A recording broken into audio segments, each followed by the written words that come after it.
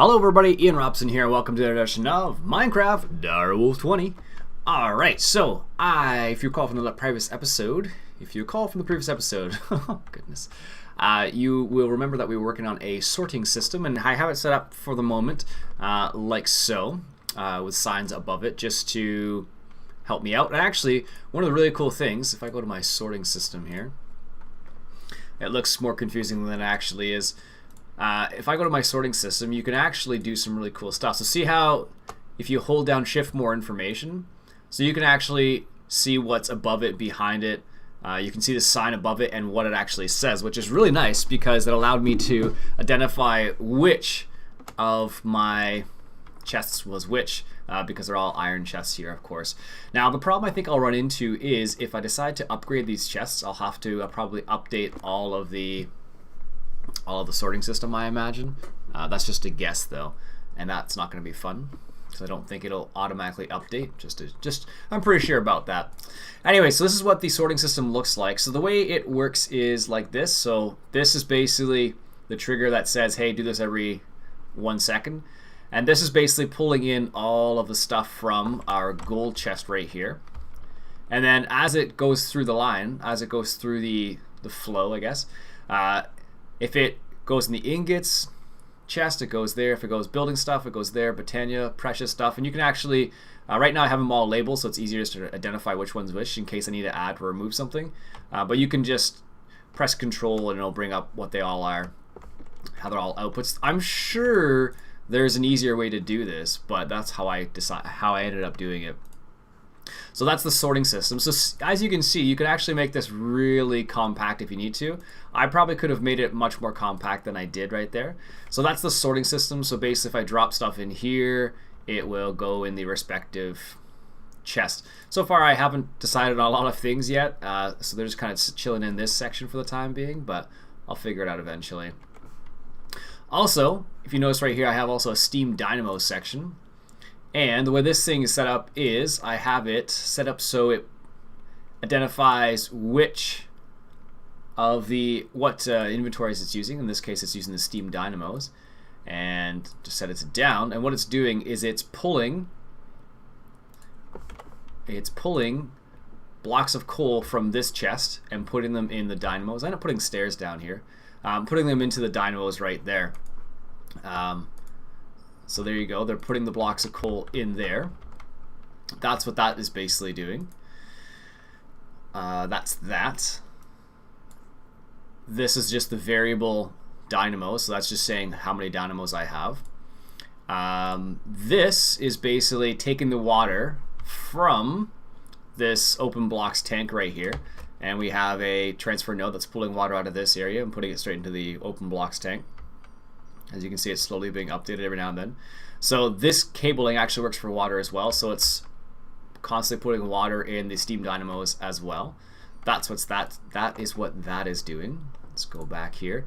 And then also, I have a crafting system set up, so what it does basically is once I come back and I put coal in here, it automatically converts it into blocks of coal, which is why you saw that we had blocks of coal in here.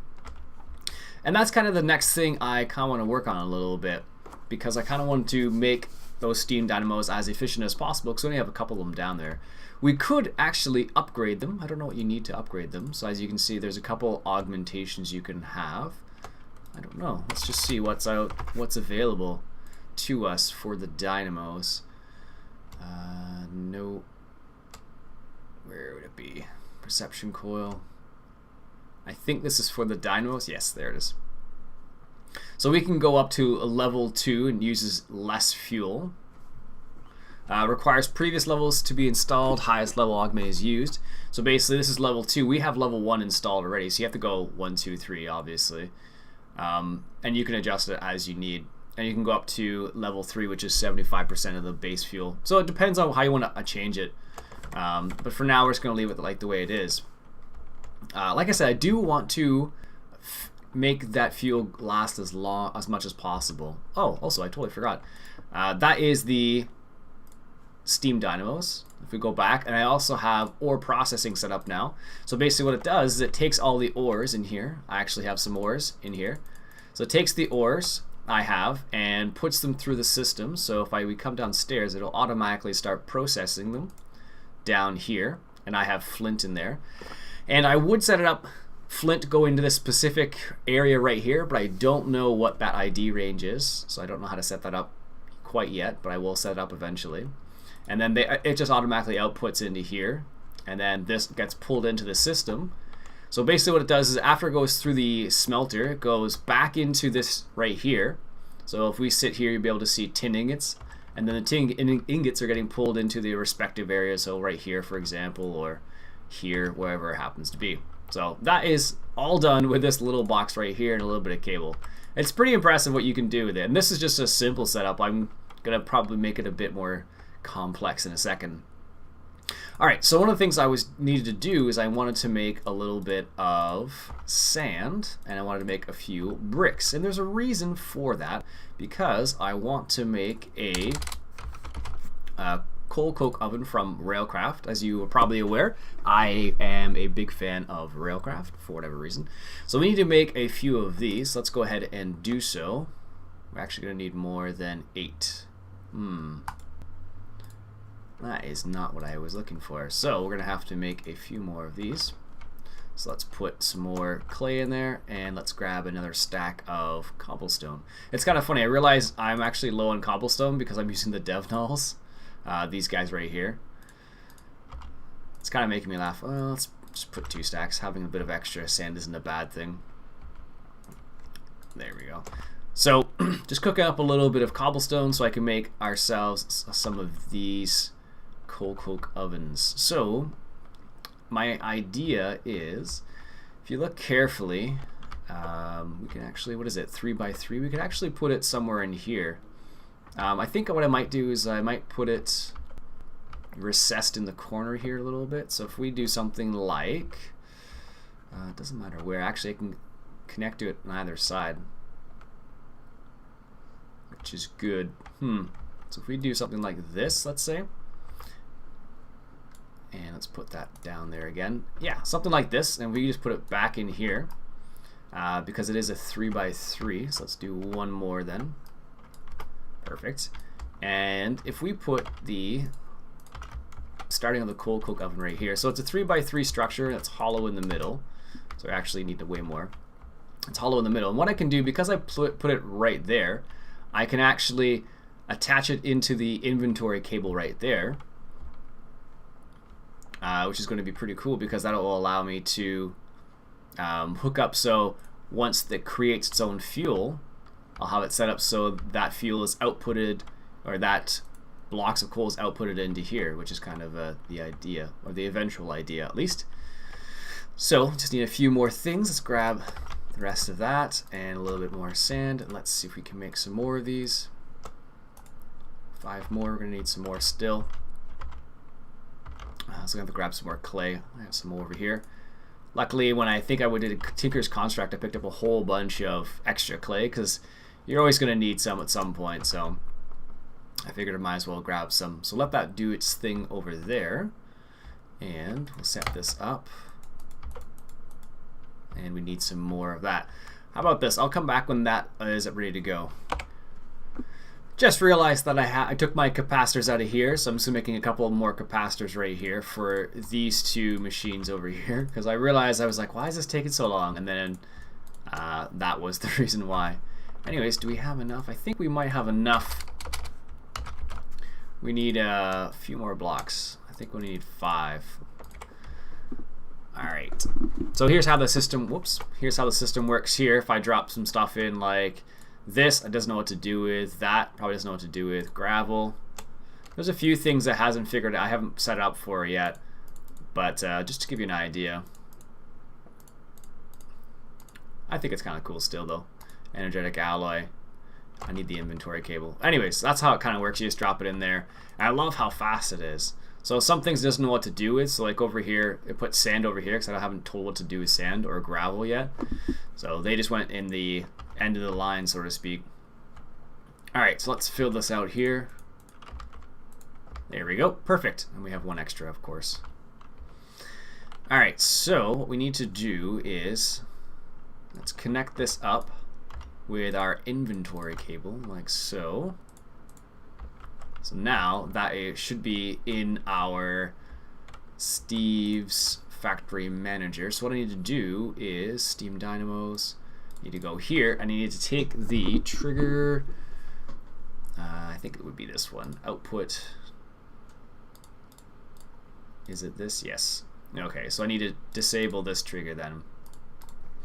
Because what I want to do with the coal blocks, so I can actually go here, and so this actually makes the coal blocks, and then what I want to do as well is I want to take the coal blocks, so out of the chest that they're in, output them into the coal coke oven, and then pull them back in to the system. So if I set my inventory to, so here's a situation where having a sign above it is really helpful. So see, it says Railcraft, so it's not that one. I think it's actually before that one. Thumbcraft, maybe it's this one. Nope. But it's super helpful to have, there it is. It's super helpful to have a sign above it because it just gives you an exact idea of where it is. So what we want to do is we want to pull out, so we want to whitelist only coal blocks, like so. And then we want to output those into my inventory.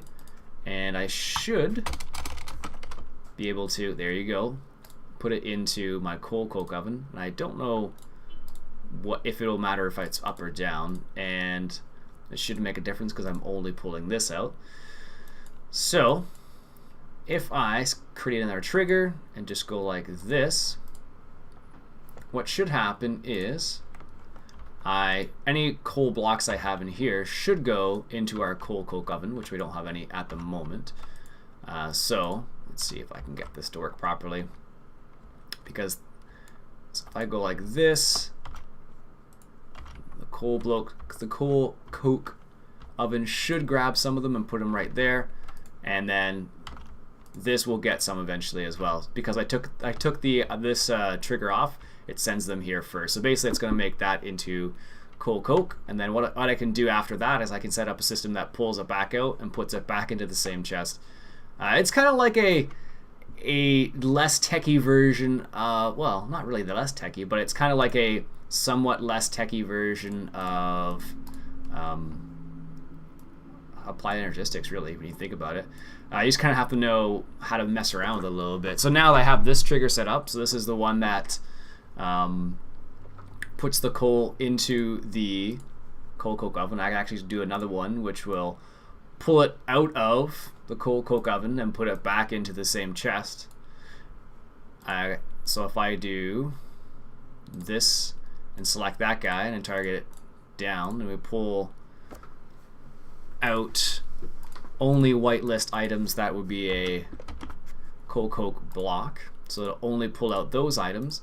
And I want to input these items into, it's too bad you couldn't search for the sign above it. That would be kind of cool. Maybe this one? No, further down the line.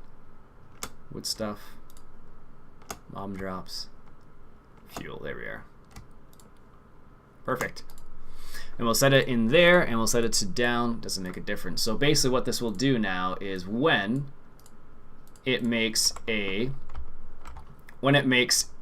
coal coke block, it will pull it back out and put it back in the chest. Then when I can set it up so it puts the coal coke straight into these dynamos right away. How cool is that? I love this thing. This thing is so cool. There is a bit of a learning curve if you want to do something, if you want to do some stuff with it, but once you get the hang of it, it's pretty easy. The sorting, one thing I kind of ran into a bit of a problem with is with the sorting system. You can, so if I go input and just select, like, I don't know, let's say tracks. If I set up tracks, one of the things you're supposed to be able to do is mod detection, and it wasn't working properly for me. I'm under the impression it's just something I did, and that's the reason why it wasn't working properly, not because it's actually the mod itself. But that's my guess. So here's an example of I haven't set a destination for these things, so that's why it's not going anywhere. So that's how that kind of works. And if I take this out, I'm sure they'll put the random stuff in there, as you can see. But for the time being, it's going to work well. So if I drop this down and pick it back up, It'll just put it in my dev now, which is kind of funny when you think about it. Alright, so let's gather our thoughts and I'll be back in a sec. Alright, and we're back, and I'm just collecting a few pieces of Botania stuff because there's a couple things I'd like to get from Botania. There are quite a few little nice things from Botania that are kind of like, you know, they're just nice to have, basically. Let me show you one of them. Let me see. One of them's called the Sojourner Staff, or Sash. And basically what it allows you to do is basically it makes you move faster and it gives you step assist, which is really nice. So in light of that, there's a few things you're going to need to start off, and one of the things, of course, is you need some flowers from Botania, because Botania basically is a mod where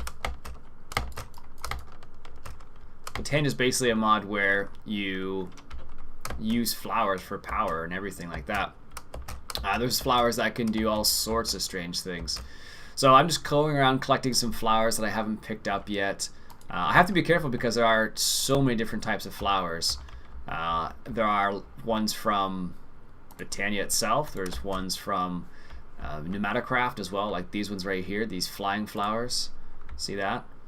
And then I believe they fall down eventually and then replant themselves. So there's a whole bunch of random flowers in this pack, which is kind of funny actually, especially if you're not used to it. But I'm kind of being a little picky in what I pick up at the moment because I only need so many things.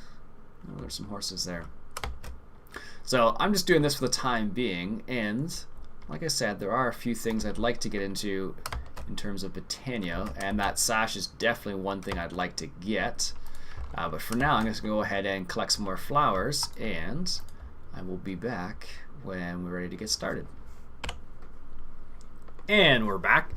Just making a book so we can make the Botania books. If you look carefully, all you need is a sapling and a book. So we have the book now, and I believe I have some saplings in my plant stuff category chest. So there you go. Now you can make the Alexia Botania.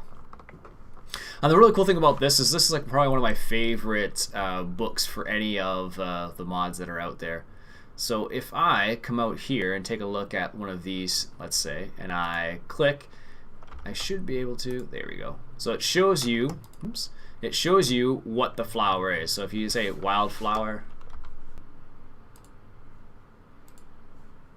you look at that right there, it'll give you an example of what is going on. So that's one thing you can do with Alexia Botania. You can just crouch down, it'll give you an idea of what is what. In this case, should give you, if you crouch and open up to it, it'll give you the exact page you're looking for based on the particular flower you are looking at, which is pretty cool, if you ask me. I don't think there's very many other books that actually do that, which is really nice because it allows you to find out what you're trying to, figure out what you're trying to do really easily. All right, so let's take a look at getting started here. Let's go inside here for a sec where it's safe. And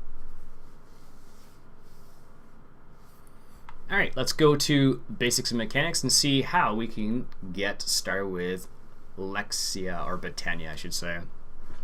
So one of the things you want to start off with is you want to start off, of course, collecting flowers like I was there. You want to start collecting flowers like I was doing right there, because you're going to need those flowers to start your way on your journey, I should say. So what we can do is we can flip through these pages here, and we can look at the very first form of energy essentially for Botania, which is the pure daisy. It's most basic, but also the most important flower a botanist can have. The flower will purify any adjacent wood or stone blocks as seen on the next page. So if we go to the next page, wait, that's a bookmark, sorry. If you go to the next page, you can see what will happen if you actually use the plants. And what you do is you make a living twig from the living wood eventually as well. So the way we make a pure daisy is by taking mystical white flowers. So if we look, I have some mystical white flowers, but it says I need to get some petals. So how do I get some petals? You just put it into your crafting panel and you make a few petals. But that also means we need a petal apothecary. So let's shift to see how we make one of these. So we just need some cobblestone slabs and some cobblestones. Let's go ahead and do that right now. So let's grab some cobblestone and go from there. So we need some cobblestone slabs, like so, and some cobblestone, and then we need a few petals, like so. There we go. And now we have our petal apothecary. So we can do this outside. It's probably best to do it outside just because you need a little bit of space for it. So let's find a nice little area for it for the time being. Let's just say right here. I like to put it close to water just because it makes your life a little bit easier, because you will have to fill it up with water. Having said that, I probably am going to need a bucket in a second here. So let's go ahead and grab a bucket. There we go. I really need to find a better place for that button there. There we go. Put the slabs in there for the time being. And we're also going to need some seeds, actually. Let's grab some seeds right here, because that's one of the parts we are going to need in order to complete our little, I don't know what you want to call it, our little magical masterpiece. We'll call it that. Alright, so let's go ahead and fill this with a little bit of water, like so. So you just take a bucket, put it in there, and if we go back, we put 4 mystical white petals. So if we shift click to see the recipe, all you need to do is put any of the mystical flowers in a crafting grid, and you'll get, well, that's Biomes of Plenty thing. You'll get the petals from it, basically. So what did it say? It said we needed, and you can also do it this way too, make pestle more, which will give you any of the dyes, basically. So it said we needed 3 mystical white flowers. So you just throw them in there, 1, 2, 3, I believe it was, and then you put a seed in there. You put a seed in there once you're all said and done. Whoops, I put too many now. And if you screw up like I just did there, what you can do is, I have too much stuff in my inventory apparently, you can shift and you can crouch and pull back the flowers or whatever you put in there last. So in this case, I put too many flowers, so I need to put just 3. So let's verify that it's just 3. So you can flip through the book like I did there. And we need 4, sorry, and then this seed. So how many do we have in there? We have 3, so let's put 4, and let's put some seeds, and there you go. And then it gives you your flowers. So in this case, of course, I have too much stuff in my inventory, but this will give you an idea. So now we have this pure daisy. And what this allows you to do is it allows you to put stuff around it. So if I grab some wood and some stone, it'll give me a little bit of living wood and living rock. There we go. So let's grab some. It has to be smooth stone too, which I discovered a while back. So smooth stone and a little bit of wood. So let's grab a little bit of wood as well. I'm not sure if dark wood would work because it's not from the base pack, but we'll see. Let's just make our lives a little bit easier by doing this. So put some seeds in there. There we go. That will solve our problem for the time being. Alright, so let's go ahead and test this out. So the way this works is basically just all you need to do is plunk them down beside the daisy itself, and it'll turn them into their respective forms. So in this case, it will be living wood or living rock, sorry, and this one will be living wood. And it takes a little bit of time for it to happen, but as you can see, it's got a little bit of particle effects around there doing its thing. So eventually, this will turn into living rock and living wood. It takes a little bit of time. And you can sit here and watch it if you like, but let's go check to see what is the next step. So mystical flowers, we've done that. Petal apothecary, we've made that. Runic altar, which is one of the things we'll have to make eventually also, is made like this. We're not quite there yet though. Round of the Forest, that's something eventually we'll want to make as well. Pretty easy to make, but first you need to get some living wood, which is right here. So I'll wait until this is done and I'll show you how this works. Alright, so our living rock just changed, and there goes our living wood. So because it's rock and wood, you can use your respective tools of them. So I should be able to use my hammer here. There you go. And like so. And then I should be able to use my axe here, I suppose. Perfect.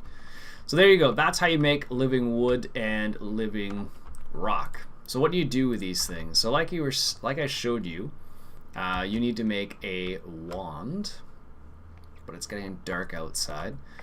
So what we can do is, let's go inside here for a second.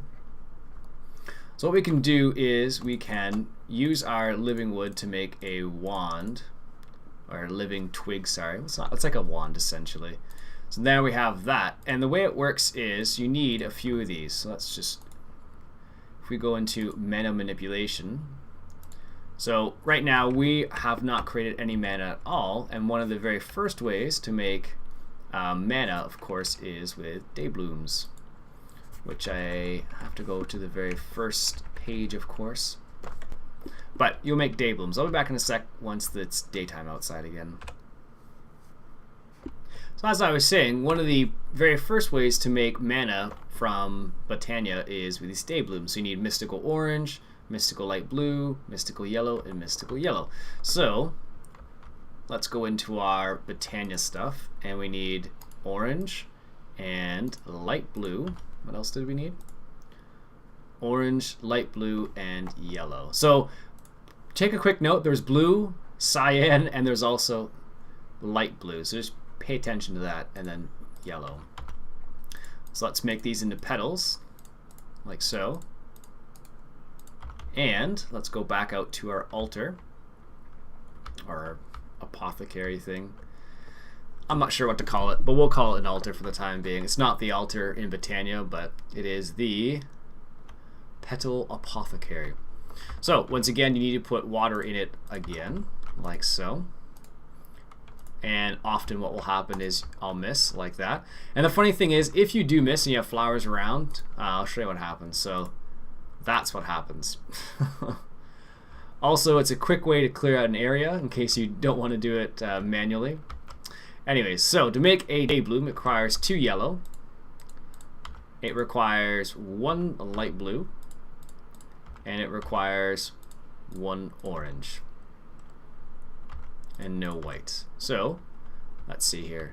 2 yellow, 1 light blue, 1 orange, and 1 seed. And did I get my... No, that's pure daisy. Oops, I picked up a pure daisy. Oh, there it is. So, daybloom, there we go. So now I have a daybloom. Let's put my pure daisy over here again. And let's put some more put some more rock around it, because we're going to need some more eventually anyways, so might as well stay ahead of the game here. So this thing generates mana, and it does it very poorly. Oh, that was in Railcraft stuff. It does it very poorly, unfortunately. But it is a starting point for us. So if I go to the page about dayblooms, it generates energy or mana from the sunlight. They're not very good flowers, but they're a good place to start. Let's say that. What you need to do as well is you need to have a couple other things. So if I go back to the start, generating flora, mana manipulation, we also need a mana pool in order to put the mana, basically. And of course, for this, you need some of the living rock that we have. Not very much of. We need a little bit more living rock, so thus the reason why I did this, of course. So let's fill that up again, because I'm sure we're going to need some more. We could make some more dayblooms. We might as well do that right now while we're waiting. So it was 2 yellow, 1 cyan, or 1 light blue, and 1 orange, and then some seeds. And I discovered you can use any of the seeds. You don't have to use vanilla Minecraft seeds, which is awesome. Oh, there it goes.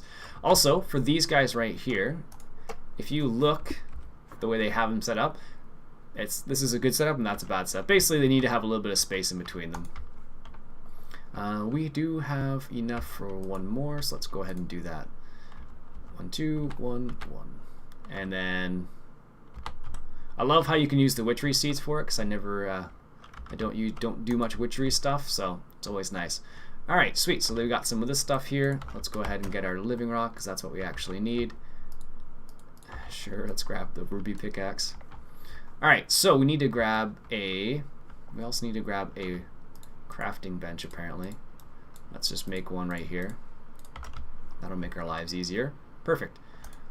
All right, so in order to make a mana pool, we do this.